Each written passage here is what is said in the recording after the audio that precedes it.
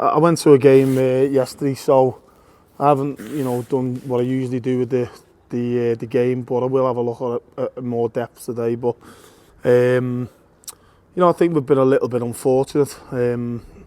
Not taking nothing away from Podge, the first goal. That is it's a good bit of play by him. How do you defend it? The only thing is, can we get a little bit tighter to him when he's swiveling onto his left side to get a right-footed shot off? The second goal, looking at the DVD, yeah, we knew it was a handball at the time.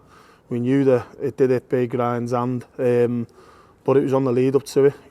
From the position we had in the dugout, it was plumb on Ryan's head to head away the cross, and he's got a two-handed push in the back, which has put him in line with the ball, put him off balance, and it stuck his arm.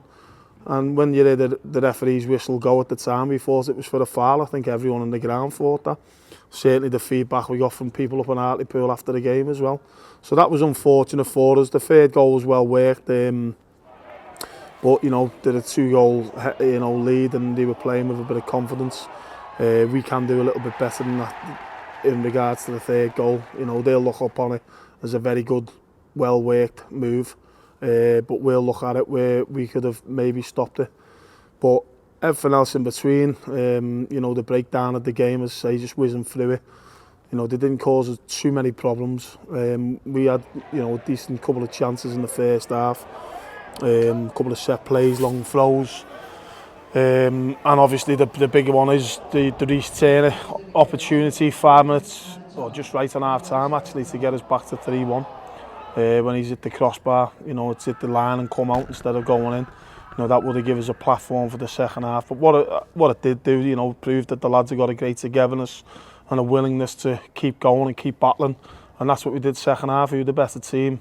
We got an early goal. We just couldn't get the foot on the gas to try and get the next one to give us enough time.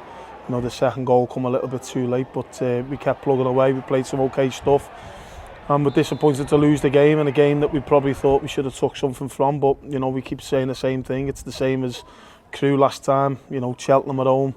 It's just that 1-goal difference. They've been very tight games, so we just got to make sure that we do it the other way, like we did at Mansfield, where we win by the odd goal.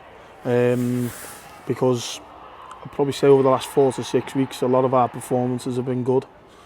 Plymouth wasn't a fluke, Mansfield well deserved. Cheltenham could have been a different story, only for the refereeing decision again, in my opinion.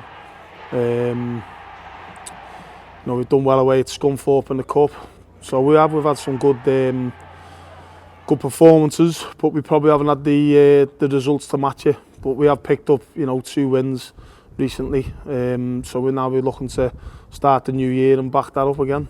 We've just come off the back of 2 away trips, obviously not long ones, but it's still travelling.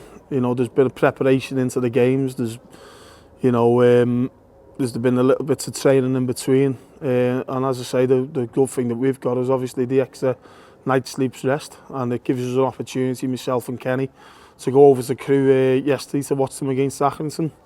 Again, we've seen them a month ago when we played them at their place.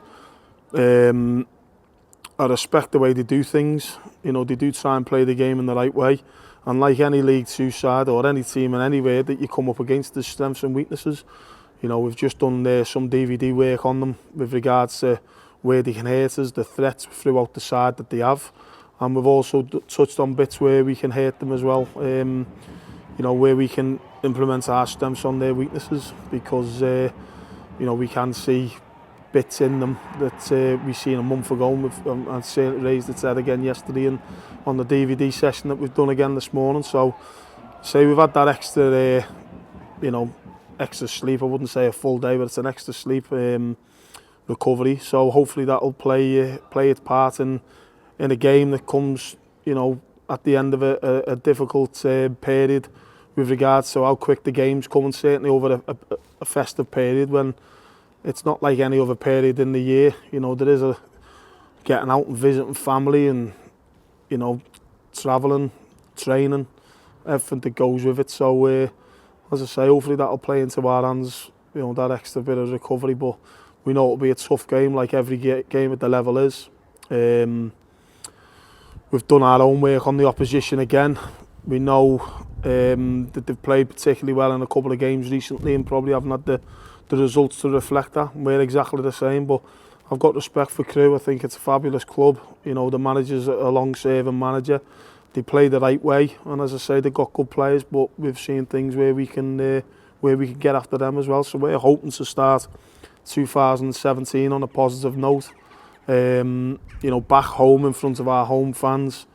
There's been a lot going on around the club over the last few weeks, and it seems that everyone in the town's pulling together, so hopefully it'll be a decent crowd. That's what you want, you know, the fans through thick and thin.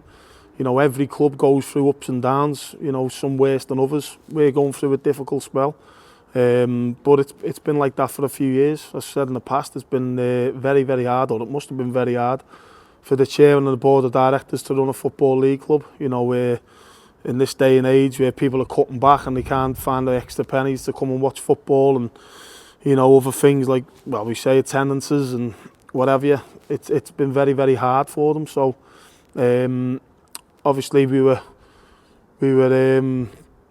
had a new owner who come in, and the future looked very bright, and everyone was very positive and excited about what was in store for us over the short, medium and long term going forward for our club. But you know, those things haven't materialised. There's been a few problems at boardroom level, but I've said throughout, it's nothing that we can affect. All we can affect is what's going on the pitch and how we prepare and get our lads ready for each individual game. But when things like that does come out and it's hitting the headlines and it's what everyone's talking about in the town, you know, it's negative, but through bad times can come good times, and it seems that everyone in the community is pulling together, and everyone wants to play their part and trying to get around the football club. I've said all along since I've been at the club, this should be the community focal point of the town. You know, I won't be here forever. You know, Peter McGuigan won't, the board of directors won't, whoever's in ownership won't. Players certainly won't, staff certainly won't, but what does remain is the fans and the people of the town, and we need them all to pull together, get behind us, and you know, through tough times, you're always stronger when you pull together. So it seems to have that effect, and hopefully we'll have a decent crowd on that will come to get behind the players and everyone associated with Morecambe Football Club, and hopefully get us a win to start off you know, the new year, you know, 2017, you know, what's in store for us. I did say the other week that the January month is going to be a very big month for the club, on and off the pitch. As I say, be no better way to start the new year with a win against Crewe, which hopefully would set us up to be onwards and upwards over the coming weeks and coming months.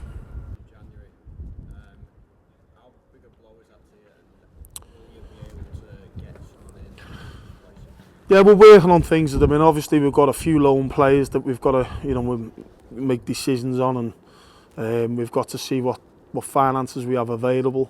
But you know, we've looked at quite a few games recently where we've looked and thought, if only we had Tom Barkhuizen today for his pacing behind a certain area, or on a counter attack, or a player to get us out against a certain team.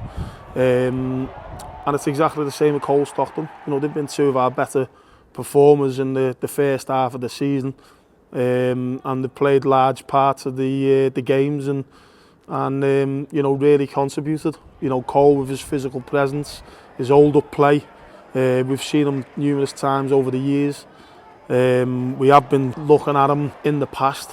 You know, maybe took a bit of criticism for taking a player that couldn't get in a non-league side, although you know, Sammy's not a non-league side in my eye in regards to infrastructure and size, and you know, hopefully they'll be back where they belong shortly. But he couldn't get into their side, yet he come to us, and it was maybe questioned how he could step up a level when he wasn't playing regularly for his own side. But we've worked extremely hard with him. We've improved him, we feel.